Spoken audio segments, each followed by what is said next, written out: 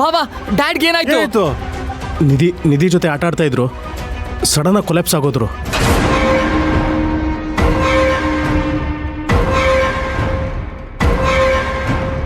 ಪ್ರೀತು, ಅಪ್ಪನ ಬಾಡಿ ಎಲ್ಲ ಕೋಲ್ಡ್ ಆಗಿದೆ. ಬೇಗ ಬೇಗ ಆಂಬ್ಯುಲೆನ್ಸ್ ಕಾಲ್ ಮಾಡು. ಅಕ್ಕ ನಮ್ದೇ ಕಾರ್ ಇದೆಯಲ್ಲ, ಅದರಲ್ಲೇ ಕರ್ಕೊಂಡು ಹೋಗೋಣ. ಆಂಬ್ಯುಲೆನ್ಸ್ ಏನಕ್ಕೆ? ನೋ ಪ್ರೀತು, ಅಪ್ಪ ಲೈ ಡೌನ್ ಆಗ್ಬೇಕು. ಆಸ್ಪತ್ರೆಗೆ ಹೋಗ್ಬೇಕು. ರಿಸ್ಕ್ ತಗೊಳ್ಳೋದು ಬೇಡ. ಬೇಗ ಕಾಲ್ ಮಾಡು. ಹೌದು ಪ್ರೀತು, ನಾವು ಆಂಬ್ಯುಲೆನ್ಸ್ ಅಲ್ಲಿ ಹೋಗೋದೇ ಒಳ್ಳೇದು. ಪ್ಲೀಸ್ ಬೇಗ ಹೋಗಿ ಫೋನ್ ಮಾಡಪ್ಪ. ಬೇಗ ಗೋ ಫಾಸ್ಟ್.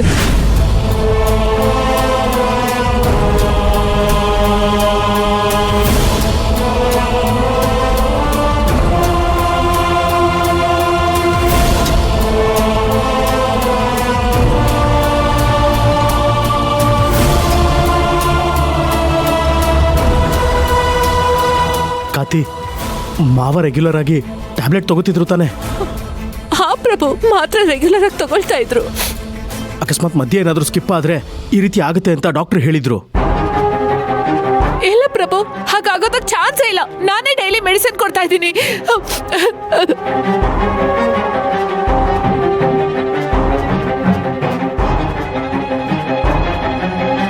ಈ ನಿಧಿಗೆ ಎಷ್ಟು ಸಲ ಹೇಳಿದ್ದೀನಿ, ತಾತಂಗೆ ಹುಷಾರಿಲ್ಲ, ಅವ್ರ ಜೊತೆ ಆಟ ಆಡ್ಬೇಡ ಅಂತ. ನನ್ನ ಮಾತೆ ಕೇಳಲ್ಲ ಅಂತಾಳೆ. ಛೇ.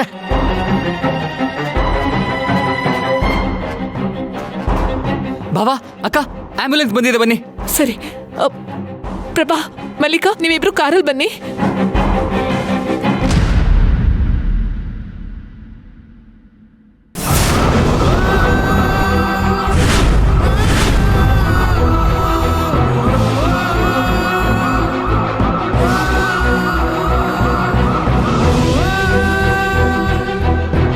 ಮಾವ ಚೆನ್ನಾಗಿದ್ರೆ ಸಾಕು, ಎಲ್ಲ ಸರಿ ಹೋಗುತ್ತೆ ಅನ್ನೋ ಟೈಮಲ್ಲಿ ಮಾವಂಗ್ ಹೀಗಾಗುತ್ತೆ.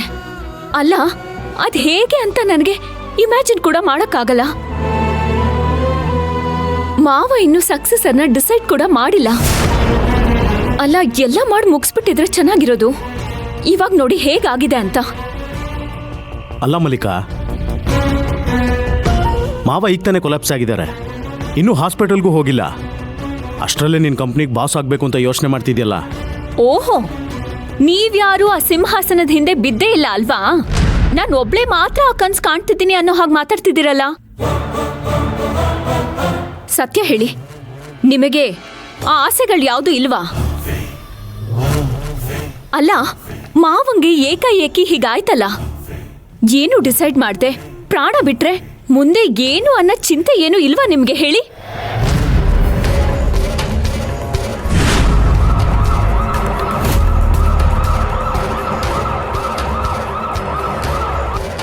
ನಾನು ನನ್ನ ಮನ್ಸಲ್ಲಿರೋದನ್ನ ಪ್ರಾಮಾಣಿಕವಾಗಿ ಹೇಳ್ತಾ ಇದ್ದೀನಿ ಅಷ್ಟೇ. ಆದ್ರೆ ನೀವು ನಿಮ್ಮ ಮನ್ಸಲ್ಲಿರೋದನ್ನ ಯಾರು ಹೇಳ್ತಾ ಇಲ್ಲ ಅಷ್ಟೇ.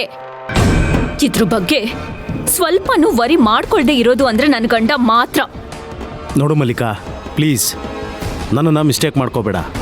ನಾನು ಆ ಅರ್ಥದಲ್ಲಿ ಹೇಳಿಲ್ಲ. ಮಾವನ ವಿಷಯದಲ್ಲಿ ಪ್ರಾಮಾಣಿಕವಾಗಿ ಹೇಳಿದೆ ಅಂತ ಹೇಳ್ದೆಯಲ್ಲ, ಹಾಗಾದ್ರೆ ತೇಜುಗೆ ಈ ಕಂಪ್ನಿನ ಹ್ಯಾಂಡಲ್ ಮಾಡೋದಕ್ಕಾಗುತ್ತಾ ಹೇಳು? ಪ್ರಾಮಾಣಿಕವಾಗಿ ಹೇಳು. It's not a big deal. ಆದ್ರೆ ಅವ್ರು ಯಾವ ವಿಷಯನೂ ಹ್ಯಾಂಡಲ್ ಮಾಡದೇ ಇರೋ ಹಾಗೆ ಅವ್ರ ಕಾನ್ಫಿಡೆನ್ಸ್ನ ಹಾಳು ಮಾಡಿರೋ ಜನ ನಮ್ಮ ಜೊತೆಲೇ ಇದ್ದಾರೆ.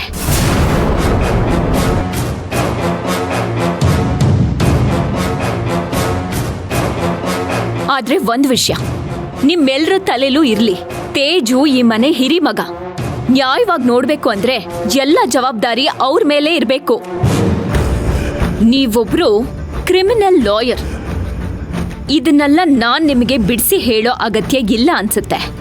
ನೋಡು ಮಲ್ಲಿಕಾ, ತೇಜು ಈ ಮನೆ ಹಿರಿಮಗ ಅಂತ ನನಗೂ ಚೆನ್ನಾಗಿ ಗೊತ್ತಿದೆ. Obviously he is the natural successor. ಆದರೆ ಅದನ್ನು ಅವನಿನ್ನೂ ಪ್ರೂವ್ ಮಾಡಿಲ್ವಲ್ಲ. ಮಾಡಬೇಡ ಅಂತ ಯಾರೂ ಹಿಡ್ಕೊಂಡೂ ಇಲ್ಲ. ಅವನು ಕಾಂಪಿಟೇಟಿವ್ ಅಂತ ಗೊತ್ತಿದ್ದಿದ್ರೆ ಭಾವ ಅವನನ್ನು ಹೋಲ್ಡ್ ಮಾಡಿ 1 ತಿಂಗಳಾದ್ಮೇಲೆ ಅನೌನ್ಸ್ ಮಾಡೋ ಅವಶ್ಯಕತೆ ಇರಲಿಲ್ಲ. ಅವತ್ತೇ ಅವನ ಹೆಸರನ್ನ ಹೇಳಿರೋರು. ಮಾವಂಗೆ ನಂಬಿಕೆ ಬರೋ ರೀತಿಲಿ ಅವನಿಲ್ಲ ಅಂದಮೇಲೆ ಅವನಿಗೆ ಈ ಕಂಪ್ನಿ ನಡ್ಸೋಕ್ಕಾಗತ್ತಾ?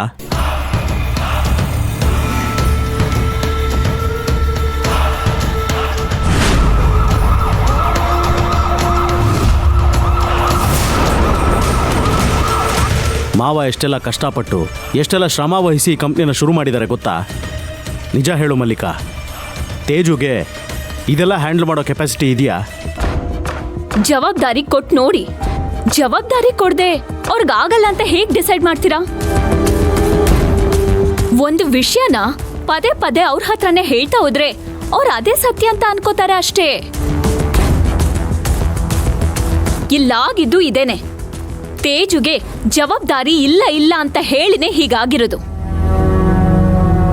ಏನೋ ನನಗನ್ಸಿದ್ದನ್ನು ಹೇಳಿದೆ ಅಷ್ಟೇ. ಆ ಜ್ಯೋತಿಷಿ ಹೇಳಿದ ಮಾತನ್ನ ಕೇಳಿದ್ರೆ ಮಾವನ ಸ್ಥಾನ ಅವ್ರ ಮಕ್ಕಳಿಗೆ ಸಿಗಲ್ಲ. ಮೋಸ್ಟ್ಲಿ ಹೊರಗ್ನವ್ರಿಗೆ ಸಿಗ್ಬಹುದು. ಅದು ಯಾರು ಅಂತ ವೆಯ್ಟ್ ಮಾಡಿ ನೋಡೋಣ. ಓ, ಹಾಗಿದ್ರೆ ಎಲ್ಲಾ ಗ್ರಹಗಳು ಒಂದಾಗಿ ಆ ಸಿಂಹಾಸನದ ಮೇಲೆ ನಿಮ್ಮನ್ನೇ ಕೂರ್ಸತ್ತೆ ಅಂತ ನೀವು ಆಸೆ ಇಟ್ಕೊಂಡಿದ್ದೀರೇನೋ? ನಿಜ ತಾನೇ? ಮಲ್ಲಿಕಾ, ನಾನು ಹಾಗೆ ಹೇಳಲಿಲ್ಲ. ನಿಜ ಹೇಳಬೇಕು ಅಂದರೆ ಈ ಮನೆಯಿಂದ ಹೊರಗ್ನವನು ನಾನೇ ಅಲ್ವಾ? ಹಲೋ, ನಾನು ಕೂಡ ಹೊರಗಿನಿಂದ ಬಂದಿರೋಳೆ. ನೆನಪಿರ್ಲಿ ನಿಮಗೆ.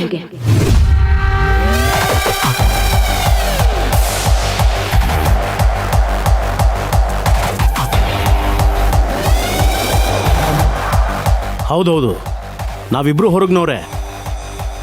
ಅದಕ್ಕೆ ಹೇಳ್ತಾ ಇರೋದು ನಮ್ಮಿಬ್ರ ಮಧ್ಯೆ ಕಾಂಪಿಟೇಷನ್ ಬೇಡ ಅಂತ. ನೋಡು ಮಲ್ಲಿಕಾ, ಒಬ್ರನ್ನೊಬ್ರನ್ನ ಅರ್ಥ ಮಾಡ್ಕೊಳ್ಳೋಣ. ಗಿವ್ ಆ್ಯಂಡ್ ಟೇಕ್ ಪಾಲಿಸಿ ಇಟ್ಕೊಳ್ಳೋಣ. ನೋಡು, ನನ್ನ ಕಂಪ್ಲೇಂಟ್ ಇರೋದು ತೇಜು ಬಗ್ಗೆ, ನಿನ್ನ ಬಗ್ಗೆ ಅಲ್ಲ. ನಾವಿಬ್ಬರೂ ಸೇರಿ ಹೇಗೆ ಫ್ಯಾಮಿಲಿನ ಮತ್ತು ಬಿಸ್ನೆಸ್ನ ಸೇಫ್ ಗಾರ್ಡ್ ಮಾಡಬೇಕು ಅಂತ ಯೋಚನೆ ಮಾಡೋಣ. ಏನಂತೀಯ? ಹಾ, ಹಾಗಿದ್ರೆ ಓಕೆ. ನಾನು ನಿಮ್ ಜೊತೆಲೇ ಇರ್ತೀನಿ. Yeah.